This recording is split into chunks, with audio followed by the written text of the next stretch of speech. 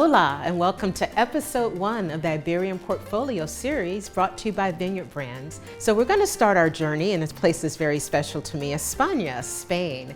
We're going to explore this through the wines of Marqués de Casares. The winery was started in 1970, and that really wasn't that long ago. But at that time, wines in Rioja were known for maybe a very big, weighty, oaky style. And what the Foreigner family did was bring innovation. They were the first to bring long aging in French barrels, and this was started by Enrique Foreigner. Today, the winery is led by his dynamic daughter, Cristina Foreigner. She's a 5th-generation vintner. It's safe to say that Rioja is Spain's most famous wine region, and the foundation of those beautiful red wines is the Tempranillo grape. Tempranillo is a diminutive of temprano, which means early, because this grape was often the first to ripen in the vineyards. So we're going to start our tasting journey with Marqués de Casares Crianza. Crianza simply means that the wine was aged for a minimum of 2 years, and one of those years was in oak barrels. So this is really a great gateway into getting to know Tempranillo. The first thing I notice is this beautiful color. So just like I expected, bright red fruits, some cherry, little blackberry. It's juicy. The oak is so subtle. This is a great everyday wine, and I would also say serve it slightly chilled even. Most of us are drinking our red wines too warm. So before you have your dinner, 15 minutes before you're going to sit down to eat, put this in the fridge, pop it out 15 minutes beforehand. It will be perfect for drinking.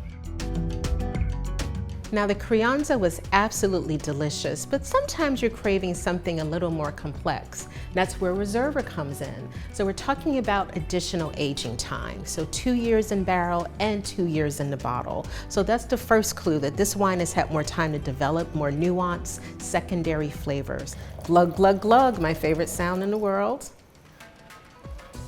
Wow. Really fresh, but again, more structure, bolder, but not overwhelming, because what this has is that beautiful acidity. So I would say for this one, yes, in your food, you can go a little more, definitely with the steak, with some lamb, with the mushroom dish. It has a nice earthiness. Hand-picked grapes, this wine was made with care. Really, really beautiful. Cheers. Sometimes you want something refreshing, crisp, white wine to kind of just wake up your palate a bit. So I present their Verdejo. This wine is from Rueda. That's about 2 hours north of Madrid and Castilla y León. And the superstar grape of Rueda, the white grape, is Verdejo. And that's what we have here today. On the nose, beautiful fruit. White peach, nectarine, a little bit of citrus, some grapefruit. Great with some soft cheeses, with salads, with light pasta dishes, you know, maybe a pasta primavera type of thing. I think you'll be really, really surprised with this one. Now that we've perked up our palate with that really refreshing and fun Verdejo, we're going to zip over to another region, Ribera del Duero. And there the Foreigner family has a boutique winery, Finca La Capilla.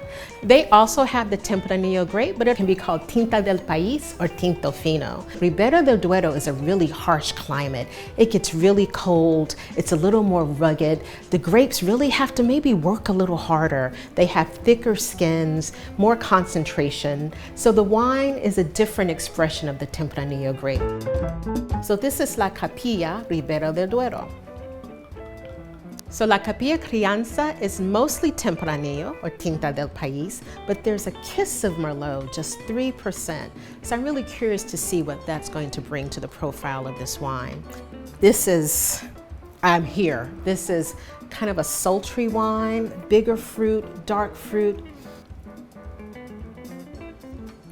I mean, really beautiful again with steak, lamb, roast, but I also like the high-low pairing. There's nothing better than maybe having some takeout, having a burger, and elevating it with a really beautiful wine like this. They started this project in 2019, and I can't wait to see where they go from here, but this is really, really impressive. Cheers. Now what's interesting now is we have La Capilla Merlot, 100%. Honestly, I don't think I've seen many 100% Merlots from Spain, so I'm really excited about this wine. Very, very dark in the glass, rich, but a different dark. This has more of a purple hue, really juicy. Honestly, I feel like I just bit into a Merlot grape. It just pops in your mouth. Tannins are so subtle and so soft. The oak is barely there. Great juiciness and acidity. Again, a wonderful everyday wine that can take you through a wide range of meals, from your takeout to that Sunday roast. Excellent, excellent wines. I hope you've enjoyed exploring Rioja, Ribera del Duero, Rueda, but our adventure is not over. Next stop, Portugal.